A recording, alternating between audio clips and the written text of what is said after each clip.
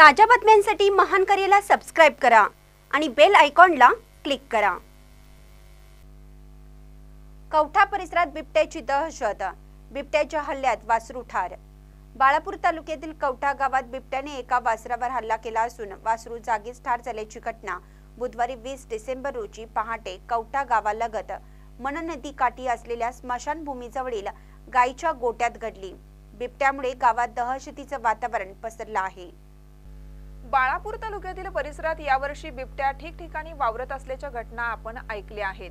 त्यामुळे तालुक्यातील शेतकऱ्यांमध्ये बिबट्याची दहशत पसरली होती। मात्र वन विभागाने अद्याप त्या बिबट्याला जेरबंद करून परिसरातील शेतकऱ्यांना दिलासा दिला नाही। अशातच महिनाभरापूर्वी कवठा गावात बिबट्याचे ठसे आढळून आले असतानाच कवठा गावातील रहिवासी रमेश तायडे यांचे मन नदी काठी गावालगत असलेल्या स्मशानभूमीजवळ गायीचा गोठा आहे। त्या गोठ्यातील वासरावर बिबट्याने हल्ला चढवल्याची घटना बुधवारी सकाळी उघडकीस आली। त्यामध्ये वासरू जागेवरच ठार झाले। या घटनेची माहिती कवठावासियांनी वन विभागाला दिली असता वन विभागाची रेस्क्यू टीम घटनास्थळी पोहोचून त्यांनी पाहणी केली।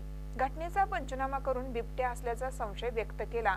मात्र वासराचे शवविच्छेदन केल्यावर हल्ला करणारा वन्य प्राणी कोणता याचा शोध लावता येईना असे गावकऱ्यांनी सांगितलं। त्यामुळे कोणीही भीती बाळगू नये, बिबट्या दिसल्यास वन विभागाला तात्काळ कळवावं असा सल्ला देण्यात आला आहे। महानकर न्यूजसाठी अमोल ढोके, बाळापूर।